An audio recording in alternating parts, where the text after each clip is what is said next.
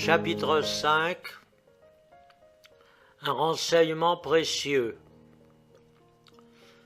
Droit et sanglé dans sa redingote, le vieux Lester Collapse, MP, se dirigeait vers la demeure de Greville-Nugent pour prendre de ses nouvelles.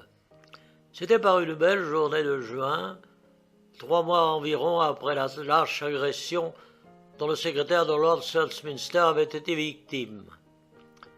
Il était resté quelques semaines entre la vie et la mort, mais enfin, sa robuste constitution et les soins éclairés d'un ancien camarade de collège, devenu un praticien distingué, l'avaient sauvé. C'est alors seulement qu'il avait pu raconter ce qui lui était arrivé. Malheureusement, il avait peu de choses à dire. Il n'avait pas remarqué la figure du cocher, et n'avait pas pensé à prendre le numéro de la voiture. La police dut classer l'affaire, dont le public cessa bientôt de s'occuper. Tandis qu'il traversait Piccadilly avec précaution, M. Colfax aperçut une dame qui lui faisait un signe amical de la main et semblait l'attendre.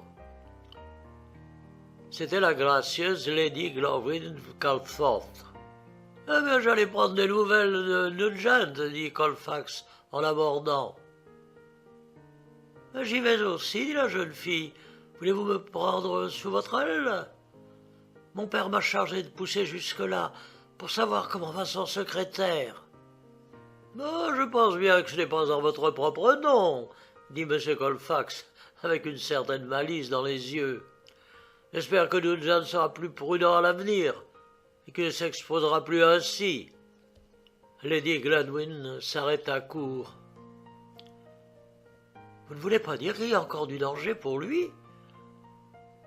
C'était un fait isolé, ce coup de malfaiteur.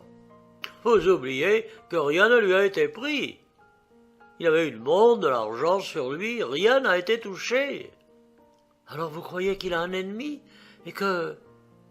Oh, monsieur Colfax, cette pensée est terrible. » Pauvre Rainsford, il était bien loin. Tout en causant, ils étaient arrivés. Les nouvelles étaient plus rassurantes. M. Nugent pouvait se rendre au Parlement dans quelques jours. « M. Nugent voudrait vous dire un mot, si vous avez un moment, » ajouta le valet de chambre en s'adressant à M. Colfax. « Allez voir votre ami, » dit la jeune fille, en voyant que le vieux gentleman hésitait à la quitter ainsi. « Je serais bien rentré seul, et dites-lui que je commence à penser qu'il veut nous en faire accroire. » M. Colfax trouva Greville en train d'écrire à sa table. « Je crois, dit-il en entrant, que Lady Gladwin a raison en vous accusant de faire semblant d'être malade. » Greville se mit à rire. « Elle n'a pas tout à fait tort, et vous non plus, mon vieil ami. Voici plusieurs semaines que je sors, mais je me cache. Vous devinez pourquoi? Pour surveiller Casserloni, je pense.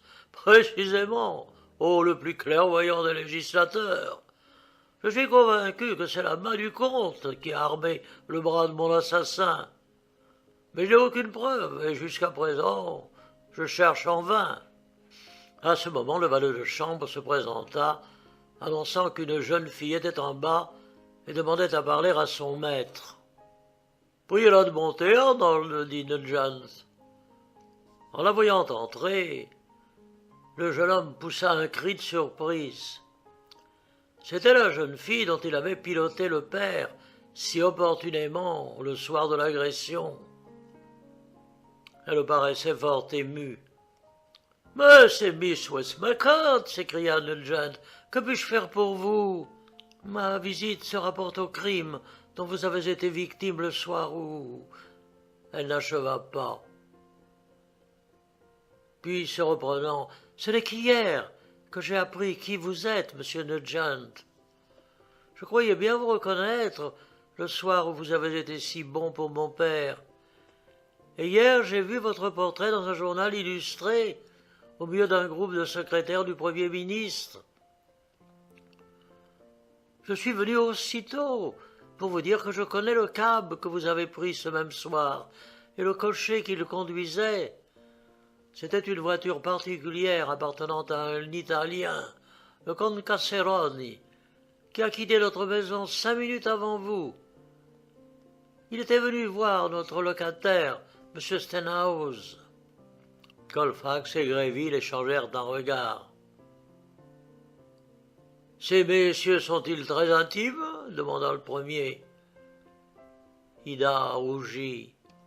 « Oh, M. Stenhouse n'a eu qu'à se louer jusqu'à présent des procédés du comte Casseroni, qui a parlé pour lui au ministre de la Guerre. Mais il ne le connaît que depuis peu. J'ajoute que le cocher était un homme au visage grêlé, que j'avais remarqué déjà plusieurs fois rôdant autour de la maison. Ce même homme m'a suivi ce soir jusqu'ici, et j'ai le sentiment qu'il m'aurait attaqué au bas de l'escalier s'il en avait été empêché par la présence d'une jeune femme qui descendait. « Ah ah !» dit Gréville, « ceci est très intéressant. 1000 remerciements, Miss Westmacott, pour vos renseignements et pour la peine que vous avez prise. Arnold va vous escorter jusque chez vous. » Dès qu'elle se fut retirée, Colfax se tourna vers son jeune ami. « Qu'allez-vous faire maintenant ?» demanda-t-il. « N'est-il pas temps de prévenir la police ?»« Pas encore, dit Nugent. Laissez-moi faire. Je sais où trouver cet homme. Je l'ai déjà filé plusieurs fois, mais j'ai toujours perdu sa trace au même endroit, dans une allée de Whitechapel. Cette fois-ci, j'espère être plus heureux. J'irai ce soir même. »« Faites attention, dit Colfax. Vous courez un grand risque. Je sens dans tout ceci une machination dangereuse. » Mais Gréville n'était pas facile à intimider. Le danger, loin de le faire reculer, l'attirait. Et puis n'avait-il pas une revanche à prendre ?